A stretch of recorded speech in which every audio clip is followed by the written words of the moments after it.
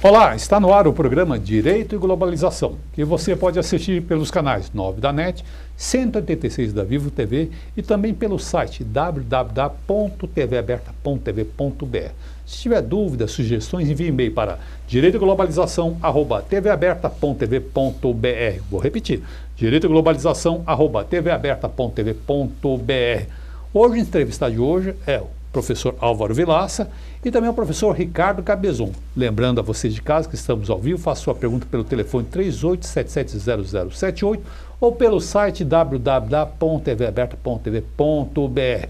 Vou começar essa noite aqui, primeiro cumprimentando o professor Álvaro Vilaça, que nos dá a honra de comparecer novamente aqui no programa.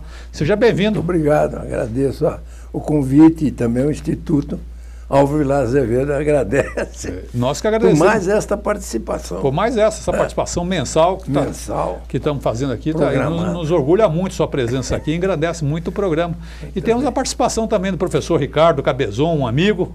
Muito obrigado pela nosso oportunidade, diretor Martim. também. É uma honra estar aqui. Diretor com o do professor Instituto Vilaça. E também estou à frente do Instituto, na direção do Instituto, glorioso Instituto Álvaro Vilaça Azevedo. Bacana. Para nós é uma oportunidade singular estar aqui. Excelente. Contigo. Hoje o tema do programa é o Estatuto do Torcedor. Eu vou pedir aqui um close. E nosso amigo Ricardo, o professor Ricardo Cabezon, escreveu o Manual dos Direitos do Torcedor. Vou começar a pergunta, Cabezon, a primeira delas. O que é esse livro? Qual a proposta desse livro? Então, a proposta desse livro é apresentar para a população, não necessariamente ali o profissional do direito, né, mas uma pessoa que tenha interesse em conhecer os seus direitos, quais são as garantias que ele tem após o advento do Estatuto Torcedor, que é uma legislação de 2003, né, que revoluciona toda a forma como nós temos de encarar o judesporto. Então, vamos aqui falar, por exemplo, do futebol, que é o carro-chefe aqui no Brasil, né, que movimenta ali as maiores somas em dinheiro. Tanto por salário para o atleta, como também de patrocinadores. Nós não tínhamos, por exemplo, a obrigatoriedade de ter publicado o regulamento das partidas. Então existia a famosa virada de mesa, né? Chegava no final do campeonato, decidia-se que não valeu esse, o time que caiu sobe de novo, vamos fazer um outro campeonato, né? Eu não tinha que dar conta da arrecadação da bilheteria. Hoje eu tenho que dar conta da arrecadação da bilheteria, falar de toda a situação dos atletas, contratar seguro pessoal para todos os torcedores que comparecem à arena desportiva, oferecer segurança para a população. Nada disso tinha. E tem agora? Tem, mas infelizmente, para você ter uma ideia, Sampaio, nós temos já o Estatuto de 2003, 14 anos de vigência. Nunca um torcedor sacou um seguro, ali, o seguro que ele faz jus contra acidentes pessoais. Por exemplo, então, essa é uma informação de alto relevo, né, professor? Muito importante. Muito importante. Como eu torcedor, você torcedor, o pessoal de casa está num jogo, pode sacar? Em que condições ele pode ter direito a esse prêmio de seguro? Então, o seguro, ele vem gravado no próprio ticket. Então, atenção, então eu ao chegar eu devo guardar o ticket. Guardar o ticket é a primeira coisa. Vem a pólice de seguro, por exemplo, no tempo era a Companhia Excelsior de Seguro. Qualquer jogo, não é só jogo de futebol, qualquer evento. Modalidade esportiva. Estou num rodeio. O rodeio é modalidade esportiva e tem que seguir, por exemplo, o padrão das obrigatoriedades do Estatuto do Defesa do Torcedor. Eu estou no Parque Ibirapuera assistindo um jogo de basquete. Também, se é um jogo de basquete pela liga, não são amadores ali praticando, não é esporte, é desporto. Nós temos um jogo profissional. Um jogo profissional. Então, nesse caso, é obrigado a ter ali, contratado pela liga, pela federação, um seguro global ali para todas as pessoas contra acidentes pessoais. E como é que eu faço para receber isso? Em que caso esse seguro pode ser acionado? Nesse caso, como nós temos o DPVAT, né? O DPVAT também é um seguro que é voltado aí para os motoristas ou para as vítimas de acidente, que procura lá um órgão administrativo DETRAN. Nesse caso, do torcedor, ele vai procurar a própria liga, a entidade. Ou, como ele já sabe, a companhia de seguros que e tem o número da pólice, ele pode entrar em contato direto com a seguradora. E quanto ele recebe? Olha, a faixa de uns 45 mil a 60 mil. Mas, assim, o que dá direito? Vamos falar isso com calma, porque é um assunto interessante. Eu desconhecia até esse momento. Se eu torcer o pé, por exemplo, eu tenho direito, estou subindo e descendo a escada. contra acidentes, né? Ou invalidez, morte. Então, o seguro é para isso. Então, por exemplo, Fonte Nova. Caiu um pedaço da arquibancada e os torcedores caíram mais de 15 metros de altura. Quem estava na arquibancada? São Januário, Pacaembu, eventos não faltam para nós falarmos. E as pessoas saíram feridas, machucadas, outros ficaram inválidos. Nunca requereram isso. Então, ele procura, por exemplo, um canal mais rápido, procurar a figura de uma pessoa que foi criada com o estatuto, chamada de ouvidor. O ouvidor é uma pessoa que tem que estar presente em todas as competições, ou então no próprio site da Confederação Brasileira de Futebol, da CBF, ou se a partida é regional, por exemplo, aqui em São Paulo, a Federação Paulista de Futebol, tem lá no site quem é o ouvidor. Eu escrevo para ele, eu estava no jogo tal, me machuquei, eu sei que eu tenho direito a um seguro, queria saber quem eu procuro, né? Mas, na verdade, poderia procurar diretamente a companhia de seguro e já falar a pólice, já tenho o ingresso, já comprovo que eu estou machucado e tenho direito. Agora, professor, e a responsabilidade civil num caso de um evento, de um acidente maior, como é que fica isso? A responsabilidade civil, nesse caso, não poderia ser diferente, é uma responsabilidade objetiva, porque a lei diz que em caso de acidente, em caso de indenização, nesse relacionamento esportivo, existe sempre a necessidade de considerar o fato e uma indenização que, independentemente de culpa da vítima, ela recebe. E, então, também são solidários, responsáveis solidários, o clube, que é o dono do jogo, né, como se diz, a TV, o pessoal que propriamente participa dos lucros da partida. E aí, então, existe o fato da pessoa poder pedir uma indenização. Como é solidária, a ideia da solidariedade em direito mostra-se sempre com a ideia de que não é uma solidariedade pessoal, é uma solidariedade in solidum, como diziam os romanos. Insólido, quer dizer, cada um dos que estão responsáveis deve a totum et totaliter, devem total e totalmente a soma que for devida. Quer dizer, não há risco da pessoa não receber, porque qualquer um deles tem que pagar o total, depois acertar-se entre si com os demais. Entendi.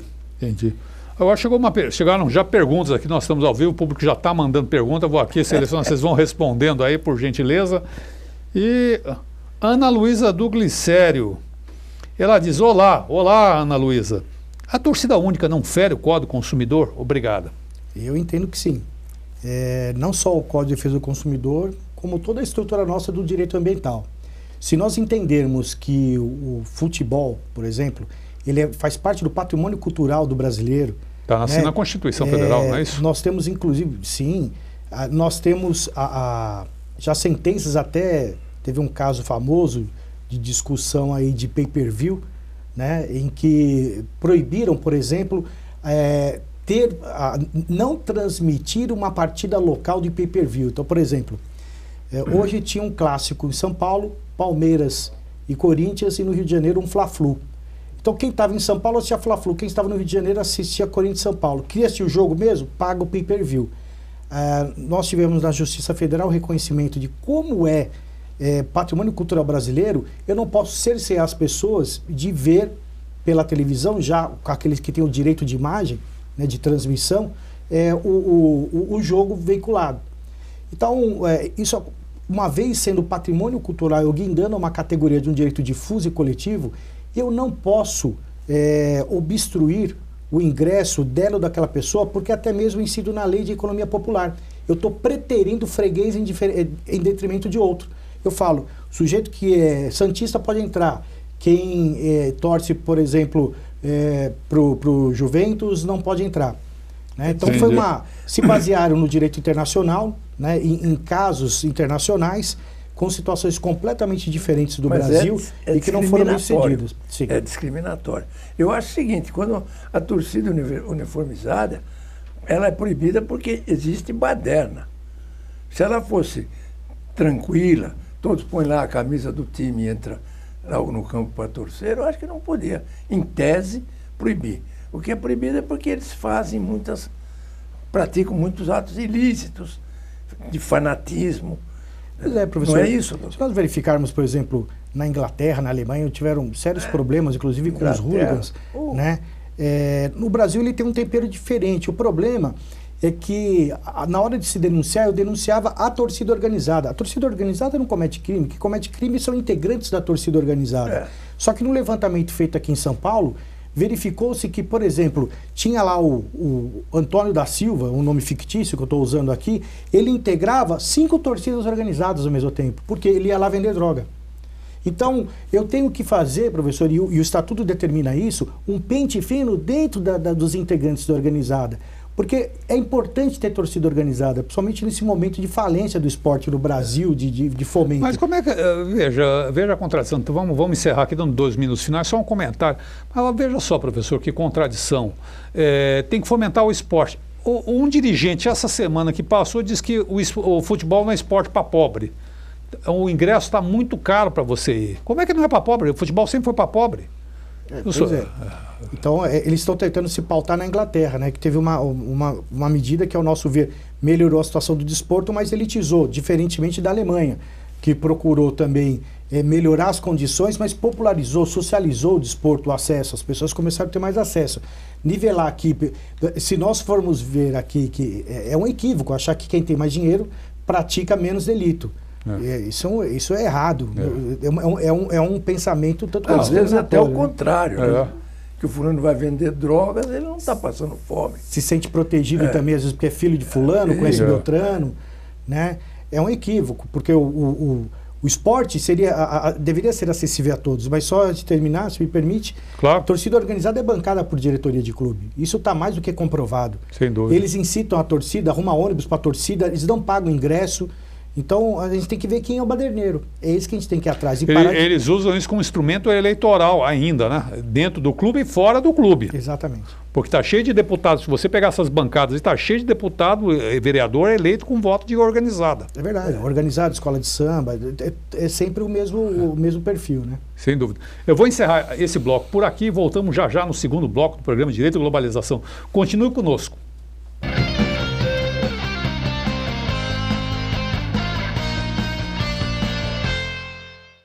Acesse o site da TV Aberta São Paulo, www.tvaberta.tv.br. Vídeos. Olá, a partir de... Notícias. Promoções. Assista a nossa programação em tempo real e faça sua pergunta para os programas ao vivo. Participe da emissora comunitária da maior cidade do Brasil. O programa Direito e Globalização é uma iniciativa da Comissão de Direitos Humanos da Ordem dos Advogados de São Paulo, com apoio científico do Instituto Brasileiro de Ciências Criminais. Faça como esses produtores e realize o sonho de ter um programa na televisão. Venha para a TV Aberta São Paulo. Ligue para 3868-2802 e tenha a oportunidade de estar com mais de 3 milhões de telespectadores.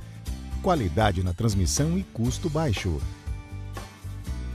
TV Aberta São Paulo, a emissora comunitária da maior cidade do Brasil. Você pode assistir a TV Aberta pelos canais 9 da NET e 186 da Vivo TV. Saiba mais em www.tvaberta.tv.br. TV Aberta São Paulo, a emissora comunitária da maior cidade do Brasil. A TV Aberta também está no Facebook. Curta nossa fanpage e acompanhe as novidades da programação do canal comunitário da maior cidade do Brasil.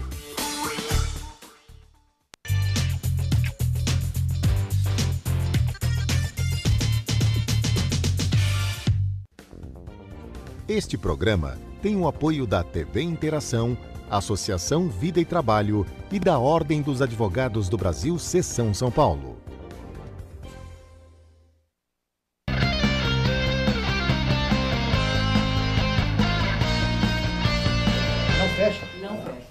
Estamos de volta no programa Direito e Globalização, recebendo hoje o professor Álvaro Vilassi e o professor Ricardo Cabezon. O tema de hoje é o esporte, estatuto do torcedor. O senhor gostaria de fazer alguma pergunta? Começar, professor? Sobre a questão das penalidades, né? Se são penalidades do direito comum, as que são aplicadas contra esses baderneiros do esporte, sendo ou não da pessoa, da torcida organizada, quais são essas penalidades específicas? Tem alguma coisa no torcedor, no estatuto, que seja diferente da penal? Sim, professor, nós temos lá aqueles crimes tipicamente do estatuto, né? Então nós temos sanções desde aquele torcedor que provoca tumulto na partida, que arremessa objetos, né?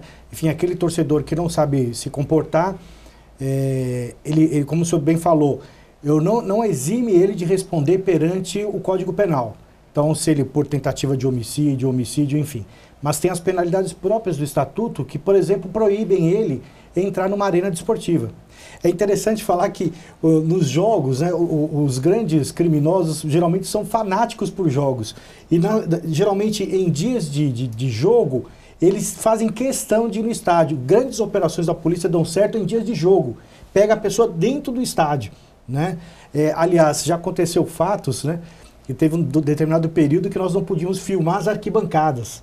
Porque teve até uma ordem que as emissoras não podiam filmar as arquibancadas. Aí é um outro fato, porque pegou um sujeito com amante lá assim no jogo, e aí ficou proibido, né, filmar as arquibancadas. Eu tô aqui quieto pensando, mas por que razão poderia ser essa proibição? Para não reconhecer ninguém, né, que está lá na arquibancada e não fazer isso. Descobrir alguns ladrões, né? Eu estou pensando, será que é algum político, alguma coisa? Mas era amante do cidadão. Bom, não mandei ele levar, né? É aquela coisa, a pessoa reclama de invasão de privacidade. Vai lá no Facebook e bota uma foto lá. Verdade. Depois reclama. Invadiram a minha privacidade, não sei o quê. Então não põe, ué. Vai com a mãe no estádio. Não vai, ué. Vai no motel. Quer que vejam, né? Quer que vejam. Milhares de pessoas. Vai no motel, vai lá na rua escura, vai onde quiser. Aluga um apartamento fechado, uma garçonnière, qualquer coisa assim. Durante o intervalo chegaram algumas perguntas aqui. E eu gostaria de fazer, uma é do Flávio Teixeira do Sumaré, bem-vindo, Flávio. Ele diz, olá, doutor Marginho, doutor Álvaro e doutor Ricardo. Durante a Copa do Mundo foi liberada a venda de cerveja do estádio. Isso pode? Obrigado, diz ele. Obrigado. Na verdade, pelo estatuto não pode, né? É engraçado que o futebol, né, nós temos uma série de restrições contra o ingresso com bebida alcoólica pelo torcedor dentro da arena desportiva. O que eu acho bastante razoável, viu? Mas, por exemplo, na Fórmula 1 você pode. Na Fórmula 1 você pode tomar cerveja, você pode, enfim, lá até vende lá, não tem problema. Mas no futebol, particularmente, até pela situação em si, que já acirra os ânimos e tudo mais, né, é vedado. Quando teve o estatuto aqui da Copa, ele foi votado, só se permitiu a venda de bebidas alcoólicas porque ele teve um permissivo do próprio Congresso. Né? Então passou lá pelas câmaras legislativas, foi aprovado e por isso se permitiu. Mas no dia a dia, isso, agradeço a pergunta, não é permitido não. Não é permitido não. Deixa eu fazer outra pergunta aqui. Chegou mais pergunta, o negócio da Yara Almeida, Perdizes. As mulheres podem frequentar o estádio assim como os homens? O que fazer para protegê-las? Eu acho que essa é uma pergunta interessante, porque na verdade poder pode, mas... Deveriam até para melhorar. A mulher ensina muito a gente, né, professor? E as crianças também. Né? Também. Eu fui muito quando criança, eu ia muito ao estádio. Eu também. Já tem uma curiosidade. As crianças, os idosos, os deficientes, têm que ter um lugar prioritário. E os lugares pelo Estatuto Torcedor têm que ser numerados. Então, quando o senhor compra o ingresso, já fala, você vai sentar na cadeira 32 da fila C. Aí, eu todo ano tinha um programa de TV, da TV Cultura, acho que pode falar aqui, né? Pode. E nós visitávamos os estádios para ver se estava ou não já sendo cumprido o estatuto. Aí nós fomos lá num determinado estádio aí, que foi reformado recentemente, E perguntamos como é que fazia com as crianças. Não, das crianças a gente dá um lugar próximo do gramado. Só que o pai ficava lá nos kits, quer dizer. Não pode, é para a criança e para quem está com ela. Imagina num tumulto, eu vou buscar a criança, enfim, naquela saída, saindo milhares de pessoas. Uma garrafada, joga a garrafa. Mas sem acontecer nada, aquela multidão saindo, meu filho está lá na frente, até eu chegar a ele. Não, né? Não pode. Não, é complicado, é complicado. Tem outra pergunta aqui. Do Roberto Assunção, ele é da Vila Progredior. Bem-vindo, Roberto. E ele faz uma pergunta bastante interessante, é simples, porém eu acho que tem bastante conteúdo. Por que as torcidas são violentas? É uma coisa que eu também me indago. Por que nasce essa violência toda, né? Professor, eu não sei se eu posso falar talvez com mais propriedade, mas acho que é o fenômeno da multidão, né? O homem, quando ele está sozinho, é uma coisa, mas quando ele está no meio de uma turma, no meio de uma galera, ele está ali com dezenas, centenas de pessoas, ele começa a tomar postura. Isso aí já é uma questão sociológica, ao meu ver. Que a pessoa se sente muitas vezes... Acontece nos grupos, né? Geralmente. Protegido, que está no meio do grupo, né, professor? Grupos religiosos, que é o problema do fanatismo, né? A pessoa não só acredita em alguma coisa, mas se julga dona do mundo, que aquilo é a melhor coisa do mundo. Então... E dentro da multidão eu me sinto muito poderoso, né? Ninguém vai mexer comigo, eu estou protegido. Então acaba tendo essa incitação, essa violência, né? Há um estudo promovido por um jornalista argentino sobre as torcidas organizadas argentinas. E ele veio para o Brasil e lançou esse estudo aqui dizendo que o mesmo vai se reproduzir no Brasil. Diz ele que as torcidas, os barra bravas na Argentina, são ligados ao crime organizado, tráfico de droga, sequestro, extorsão, enfim, uma série de outras coisas. O que menos importa é o futebol. O futebol é a lavagem do dinheiro deles. E diz que esse fenômeno está se irradiando pelas Américas a partir da Argentina. Eu acho que casa um pouco com isso que está dizendo da violência, né? Porque acaba usando essa mão de obra barata, que são esses meninos que ficam... Tem mais uma pergunta aqui. A pergunta é do Jaime do Jardim Bonfilholi. Ele fala assim... Isso é para vocês, eu não... Qual a posição dos senhores sobre as rádios também pagarem pelo direito de transmissão dos campeonatos estaduais brasileiros e da Copa do Brasil? Esse montante não poderia ser aplicado em mais segurança para o torcedor? Obrigado, Jaime, pela sua pergunta. Então, nós temos aquela lei dos 10 minutos, né? Que lei de 10 minutos? Qualquer emissora de televisão, mesmo que não detenha os direitos de transmissão, né, ela pode filmar 10 minutos da partida. E pode veicular. Então, por exemplo, eu sou da televisão X e eu vou assistir um jogo, São Paulo e Santos, mas quem tem direitos lá é a Globo. E a minha emissora não tem. Mas no meu noticiário esportivo eu posso ter mandado um repórter para lá, captou imagens e coloco ali em curtos momentos um trecho do jogo. Então, eu não posso ser proibido de entrar no estádio, mas eu não posso fazer a transmissão literal. Isso veio muito por conta do direito de arena, né? Grande renda, hoje tem time, por exemplo, o Corinthians, está sobrevivendo do direito de imagem. Então, não paga nem o estádio, né? Ao mesmo tempo em que ele, por exemplo, ele é beneficiado com o direito de imagem, ao mesmo tempo ele se torna escravo. Né? Então hoje nós temos alguns clubes que estão saindo fora disso e estão querendo colocar no YouTube, por exemplo, as transmissões. Né? E está se discutindo muito isso. Libera, não libera, é patrimônio cultural brasileiro, então todo mundo podia ir lá e fazer uma transmissão. Isso é uma questão muito polêmica. Qual é o nome dele? Deixa eu ver o nome do nosso amigo aqui. É o Jaime do Jardim Bonfilhó, sempre nos acompanha aqui o Jaime. Jaime, olha, parabéns pela pergunta, é uma pergunta muito inteligente, oportuna e polêmica, viu? Ele acho que estava querendo saber também, pelo que eu vi no teor da pergunta, por que existe a solidariedade de responsabilidade civil com a TV e tal. Porque eles são praticamente donos do jogo. É verdade. Ganham um dinheirão, como diz aquele filósofo italiano. É verdade. Que nós vimos hoje. O fulano é dono do jogo, eles mandam. E às vezes até são muito mais comerciantes do que propriamente esportivos que estejam incentivando o esporte. Olha, mexer em direito de imagem é você mexer com muita gente graúda, viu? Isso é confusão na certa. E eu acho que a tendência hoje é popularizar, até pela facilidade de nós colocarmos algo ao vivo numa rede social, colocar no YouTube, ou no Facebook, enfim, de um torcedor começar a filmar o jogo. Ele vai lá e começa a filmar o jogo. Como a gente está saindo no Facebook agora, a gente está ao vivo, tá com a câmera, está saindo no Facebook agora ao vivo, né? Só que ele não tem aquela parafernália, né? Não tem aquelas câmeras, aquele comentarista profissional, não tem o acesso ao gramado para entrevistar na hora do intervalo um jogador. Mas eu acredito que a tendência é se popularizar sim. Né? Entretanto, na exploração profissional, ele falou com umas rádios, tal, aí vai ter essa situação, né? Aumenta a garantia do lesado, né? Porque tem mais pessoas que são detentoras da responsabilidade de indenização.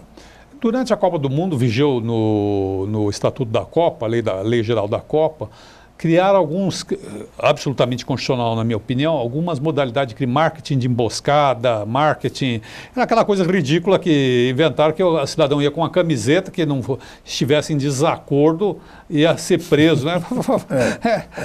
É a coisa mais ridícula, na verdade, aquela... Tinha o Fora Dilma na época. Fora Dilma. Que não podia entrar, o pessoal entrava em vez do nome do jogador, escrevia Fora Dilma. Fora Dilma, ou dizia dirigia a presidente algumas palavras indelicadas, né, de baixo calão, né? Enfim, é uma manifestação popular.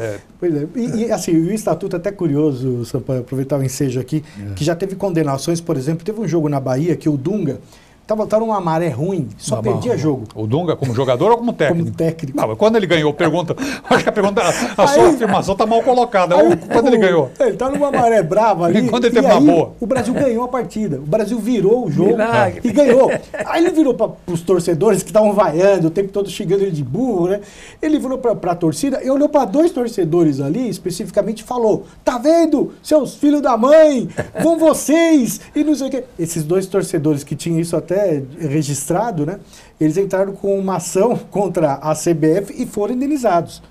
Né? Acho que foi R$50 mil cada um, né? Por crime praticado pelo técnico da seleção. É muito interessante até algumas ações. Eu não falei. Tem ação que é para obrigar a escalar o fulano, não o ciclano. Né? Então, e tem os excessos. Isso funciona? Você obriga? Não, isso não é possível. Mas, por exemplo, lembra na época do Romário, vai, não vai?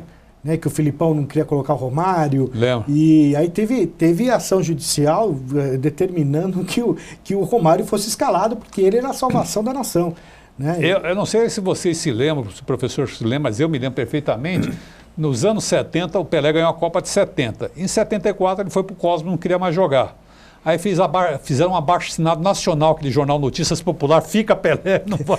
E aquele jogo do Pelé, que ele foi expulso e acabou o jogo, todo mundo começou a vaiar, ele teve que voltar, expulso, voltou pro campo, jogou a partida, porque acabou o jogo, todo mundo tava lá para ver o Pelé. Aí queriam pegar o juiz de qualquer jeito. Né? Teve um jogo do Pelé na Arábia Saudita que botaram o marcador que anulou, o cara era muito grande, os caras ficaram loucos da vida, que foram lá pagar para assistir o Pelé, o cara não deixava jogar. Foi igual aquele aviador lá da Segunda Guerra, lá, que era esqueci o nome dele, quando ele foi morto, tem até um nome famoso dele, aquele aviador que tem até um nome famoso. O von Richthofen? Não é? Esse é da primeira. Não, acho que é da segunda. Da segunda, que era ele. Bom, esqueci o nome dele. Que ele tinha um apelido, né? E quando mataram ele, o próprio exército, a reação foi péssima. No exército adversário, porque eles achavam uma honra ter aquele sujeito. Deve ter sido o Barão Vermelho. Barão Vermelho. Da Primeira Guerra Mundial. Guerra, você tá certo. Eu vou encerrar por aqui esse bloco, voltamos já no terceiro bloco do programa Direito e Globalização. Continue conosco. Esse do Barão Vermelho também foi.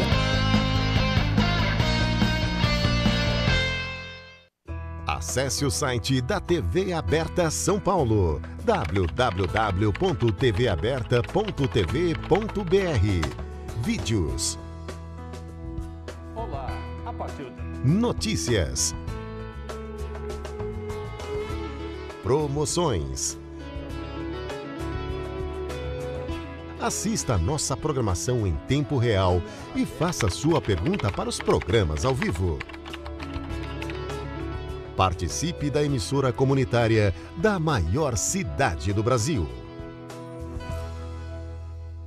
O programa Direito e Globalização é uma iniciativa da Comissão de Direitos Humanos da Ordem dos Advogados de São Paulo, com apoio científico do Instituto Brasileiro de Ciências Criminais. Faça como esses produtores e realize o sonho de ter um programa na televisão. Venha para a TV Aberta São Paulo. Ligue para 3868-2802 e tenha a oportunidade de estar com mais de 3 milhões de telespectadores. Qualidade na transmissão e custo baixo. TV Aberta São Paulo, a emissora comunitária da maior cidade do Brasil.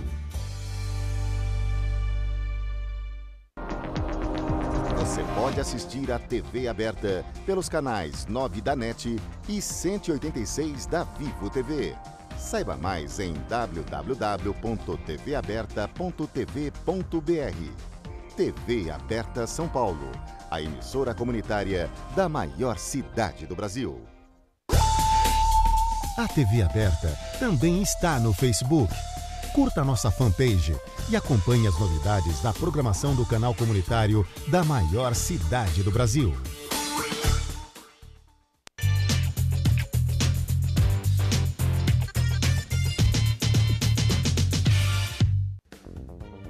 Este programa tem o apoio da TV Interação, Associação Vida e Trabalho e da Ordem dos Advogados do Brasil, Seção São Paulo.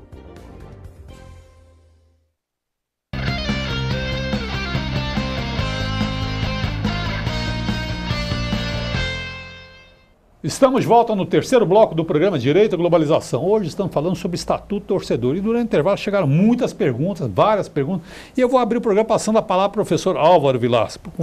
Depois eu tenho uma dúvida sobre a questão do transexual. Como é que ele é visto no esporte? Ele pode jogar, por exemplo, num time feminino, se ele foi hablado, foram tirados os órgãos, etc. Professor, bom, se o senhor tem dúvida, o senhor imagina eu, né? Que sou seu eterno aluno aqui. Olha, professor, essa é uma questão muito polêmica, porque é aquele tal negócio, né? Os resultados, a depender da sexualidade da pessoa, ser homem, mulher, a biologia, né? A compleição física, eles são preponderantes ali quando ligado a determinada categoria. Então, por exemplo, atletismo masculino, uma prova de velocidade, os homens costumam ter tempos menores do que as mulheres. Uma maratona, por exemplo, né? Teve um problema no Comitê Olímpico Internacional de uma atleta africana que desconfiou-se que ela era uma transexual. Ela havia feito uma cirurgia de transgenitalização, que ela teria sido um homem que se transgenitalizou, ou seja, um transexual feminino. E falaram, poxa, ela sendo homem e atleta, né, ela vai acabar ferindo a competitividade. E aí, por exemplo, no nosso caso, como nós nos baseamos o Estatuto do Torcedor se baseia no Código de Defesa do Consumidor, o que nós queremos que funcione é o critério meritório, que vence o melhor, dentro das mesmas circunstâncias.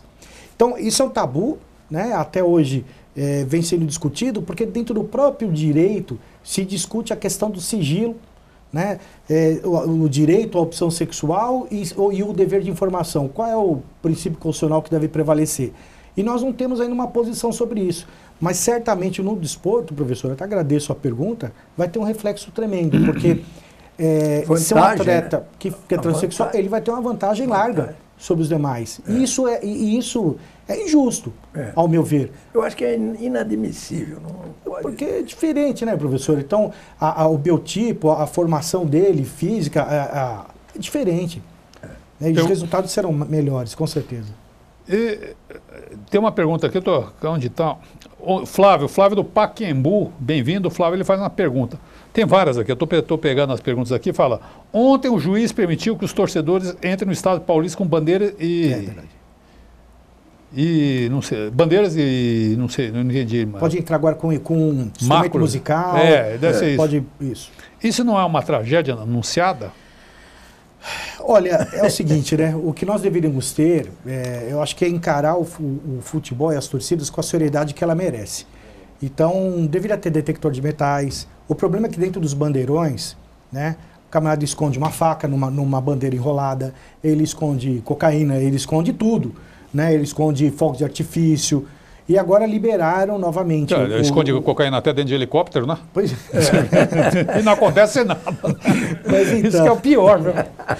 Mas liberaram agora instrumentos musicais, né, para voltar, que querem trazer a alegria para dentro do estádio. Na verdade, já se constatou que, ao contrário do que a grande população imagina, que a torcida organizada ela é um benefício para o clube, não um malefício. O problema é uma meia dúzia, que vem sendo estipulada ali de 3% a 5% da torcida, que se fosse levada a ferro e fogo, ou seja, se tivesse central de monitoramento, acompanhamento desses torcedores, ali o monitoramento como deveria ser, tá? Seria muito mais fácil para nós identificá-los e afastá-los do estádio, como o estatuto prevê.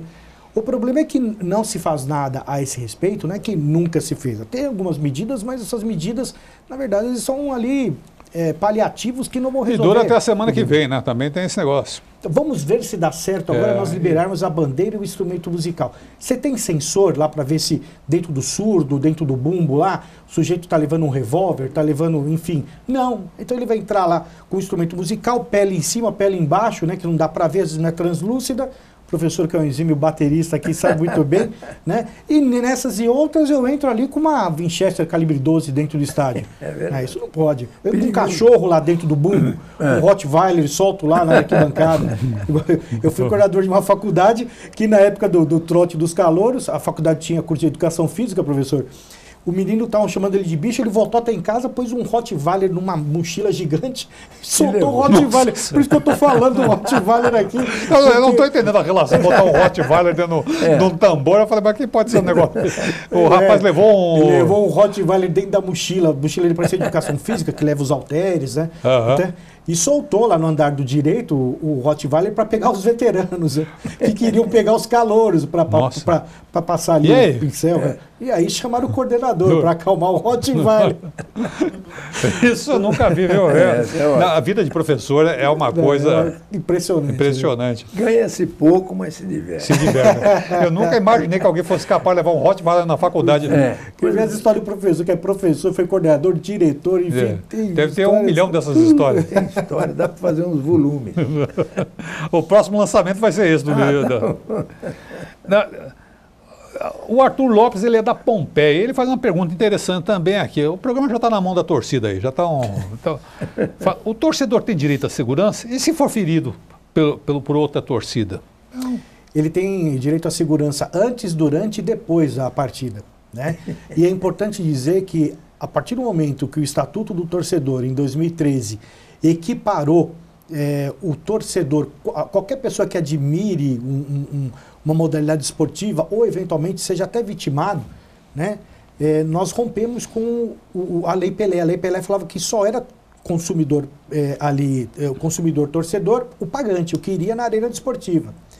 Quando nós, então, equiparamos ao Código de Defesa do Torcedor, o Código de Defesa do Consumidor, nós tivemos, então, a utilização do artigo 217 e 29. O que é isso?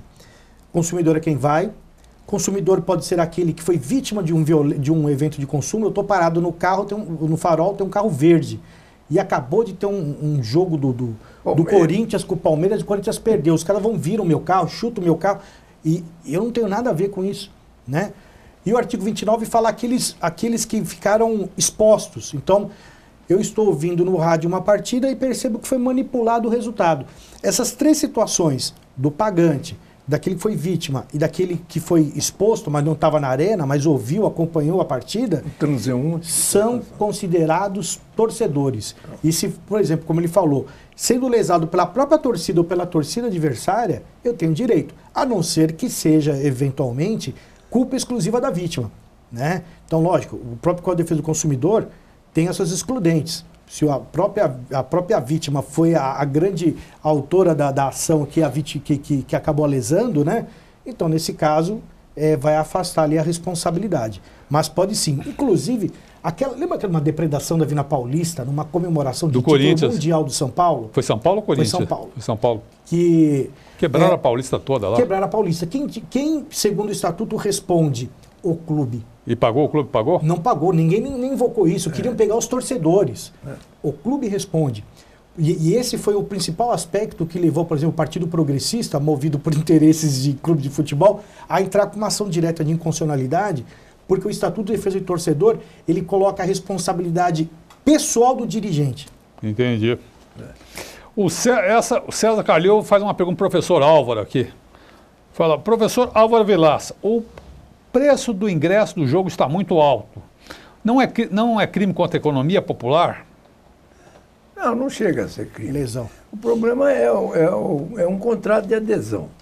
E aí existe o contrato de adesão quando a gente é obrigado a pagar alguma importância. Por exemplo, você entra num ônibus, tem lá tarifa para ir até a Lapa.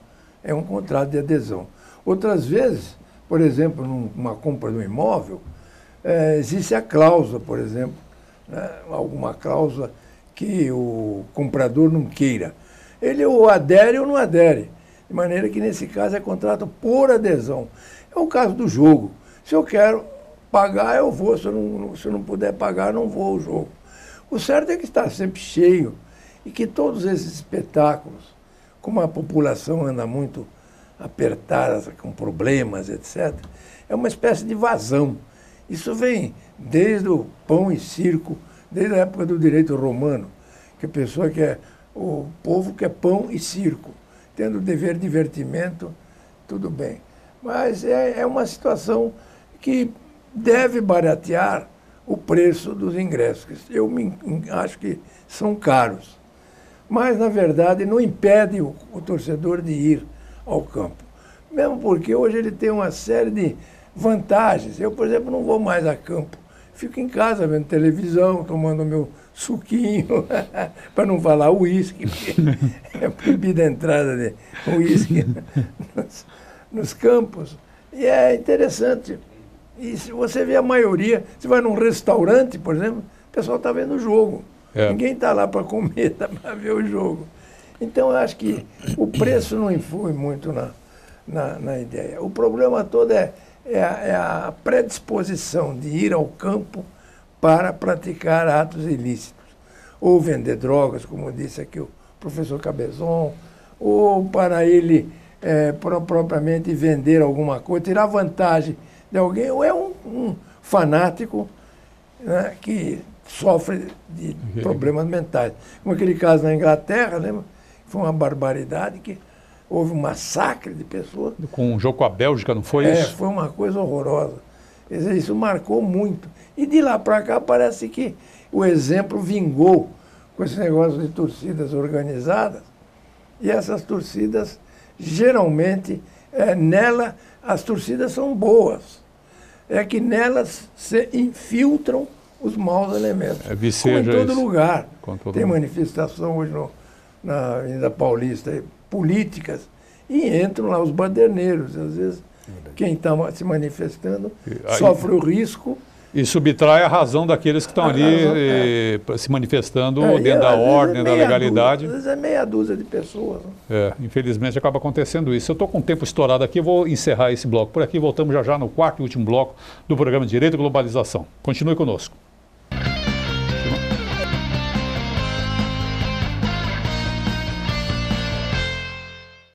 Acesse o site da TV Aberta São Paulo, www.tvaberta.tv.br. Vídeos.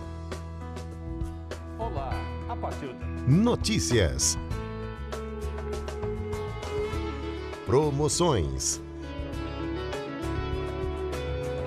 Assista a nossa programação em tempo real e faça sua pergunta para os programas ao vivo.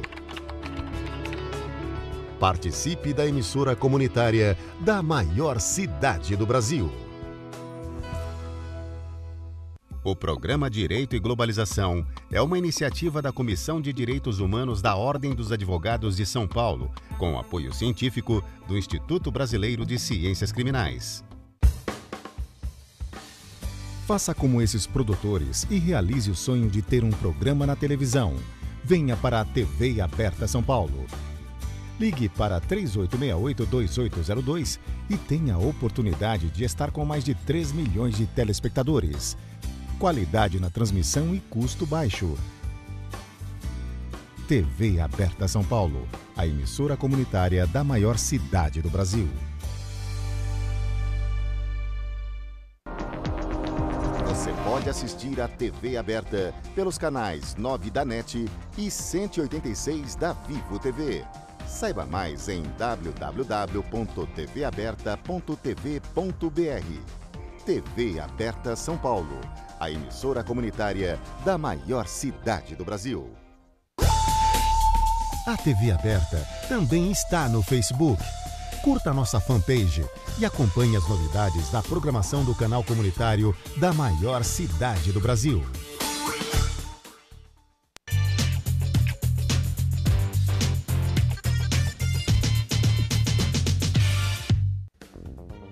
Este programa tem o apoio da TV Interação, Associação Vida e Trabalho e da Ordem dos Advogados do Brasil, Seção São Paulo.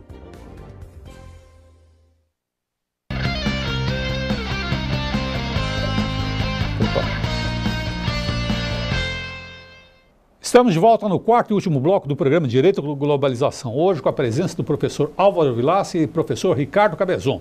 Vou iniciar o quarto bloco passando a palavra diretamente ao professor Álvaro Vilaça. Qual a palavra, professor? Eu gostaria de saber, você com toda a sua experiência no ramo, sobre as questões, por exemplo, dos jogos realizados em situações adversas. Por exemplo, uma partida no Chile, em que o ar é rarefeito, e o jogador joga 20 minutos, ele fica completamente exausto. E isso prejudica bastante. Também a nossa seleção foi prejudicada algumas vezes. O que o senhor entende sobre isso? Deve ser mudado? Deve ser proibida essas divergências de ambientes? Okay. Professor, é muito importante a sua pergunta, até agradeço, porque é o seguinte, vamos imaginar que a última Copa... Próxima Copa vai ser agora na Rússia, né? Mas, vai ser linda a Copa lá. Mas vamos imaginar que... Gelado. Você sabe a altitude da Rússia? Se ela é alta ou é baixa? Eu estive lá, mas não... Não é Sibéria. Não estive na Sibéria. Eu estive lá, mas não me preocupei muito com isso, não. Viu? Mas vamos imaginar o seguinte, tá? A Copa que foi aqui para o Brasil. Faz sentido eu disputar a eliminatória da Copa em países em grandes altitudes, se a Copa do Mundo vai ser jogada... Em La Paz, né? La Paz que é alta. Exatamente. Se ela vai ser jogada num lugar em que esse desgaste da grande altitude não vai se fazer presente. Então, eu me filio à corrente de que isso está errado. Né? Que nós não temos que subir ali para a grande altitude. O time que está lá, ele tem que descer, na verdade. Ele tem que vir jogar num ambiente que se aproxima com aquele que vai ser jogado a Copa. Por quê? Porque senão eu estou ferindo a isonomia.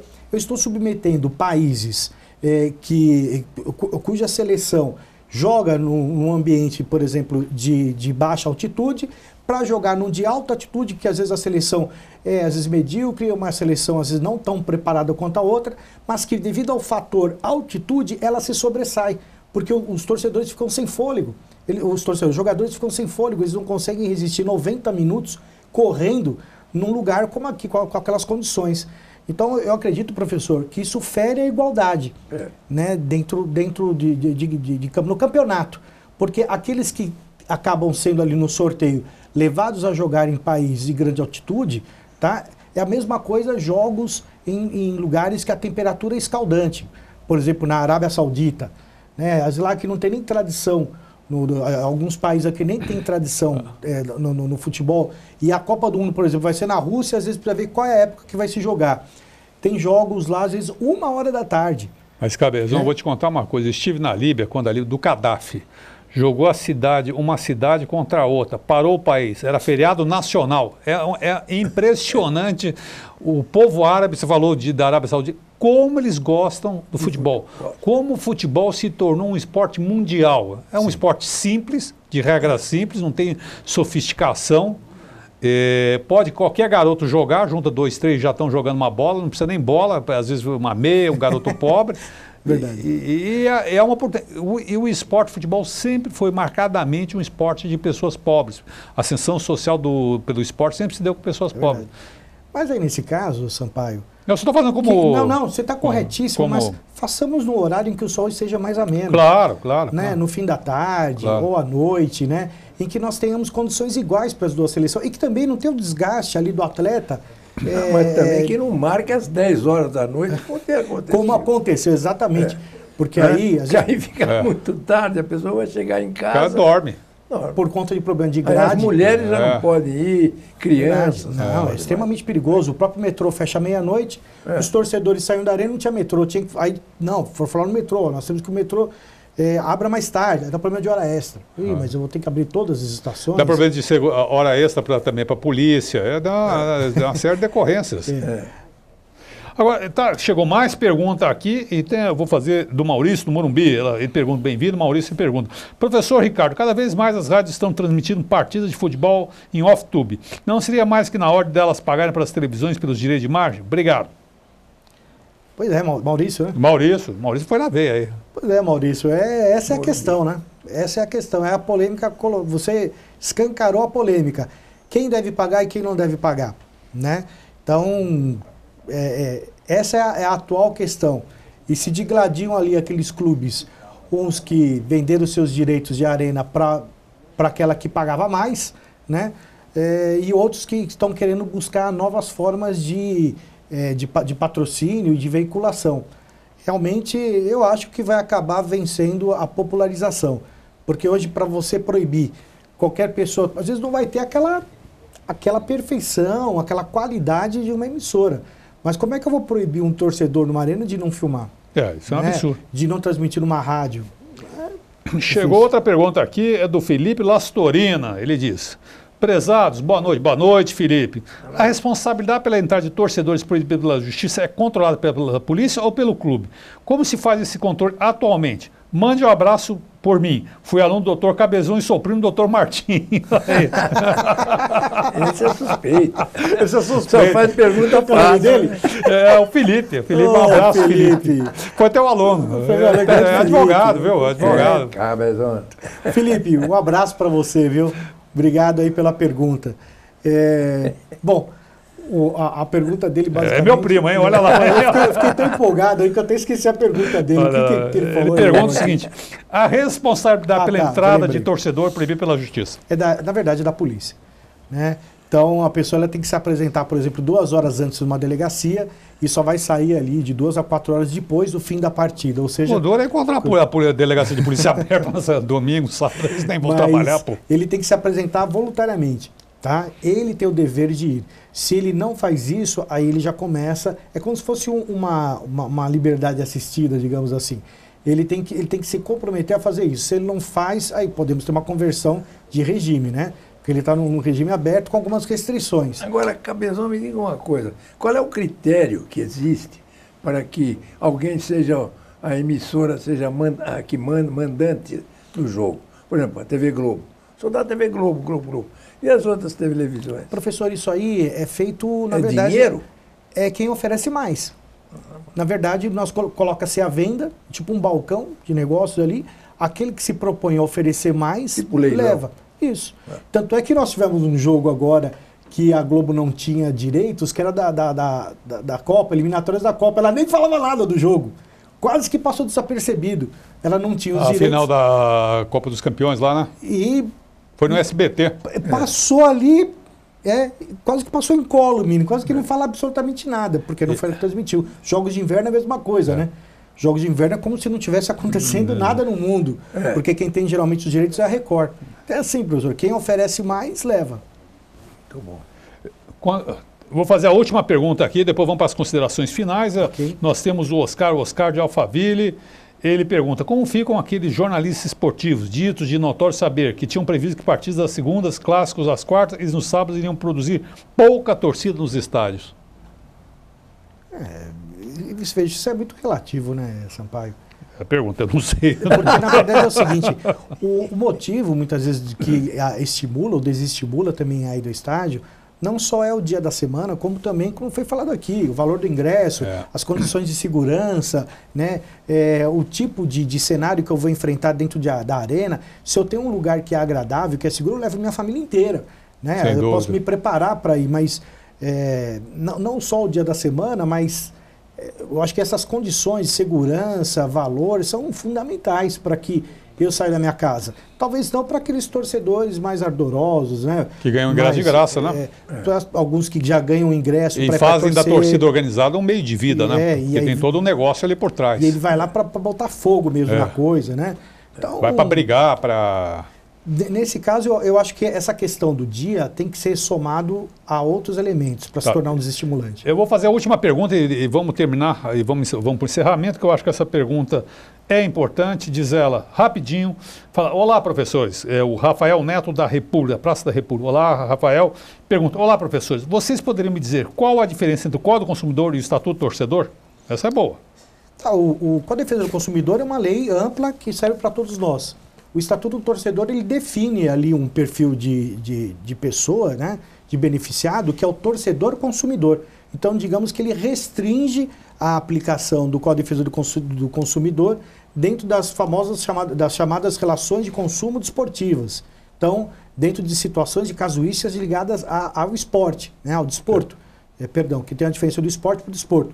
O esporte é qualquer atividade, né, enquanto o desporto é o esporte organizado em classes, categorias, ligas, confederações. Né?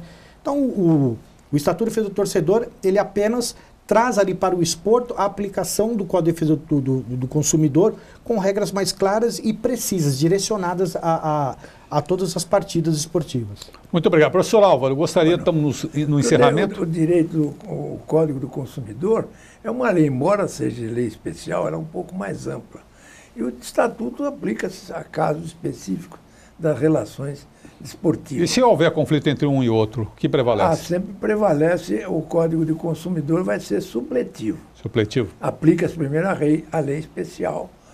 Na ausência ou havendo conflito, aplica-se sempre a lei do torcedor, torcida, como é que chama a lei?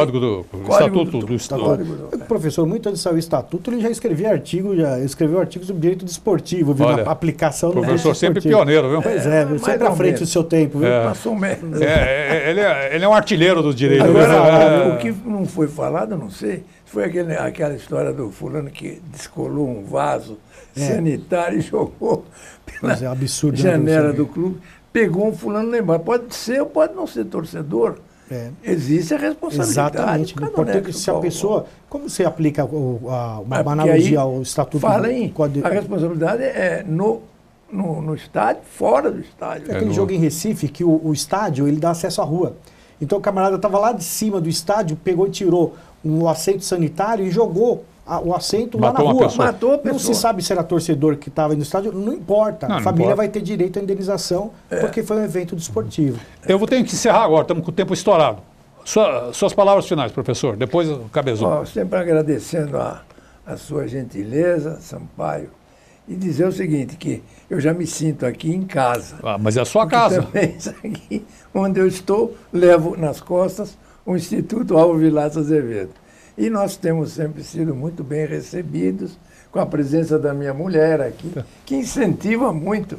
E sem o Marcelo, que agora está andando de Mercedes, em Cannes, e nós aqui trabalhando.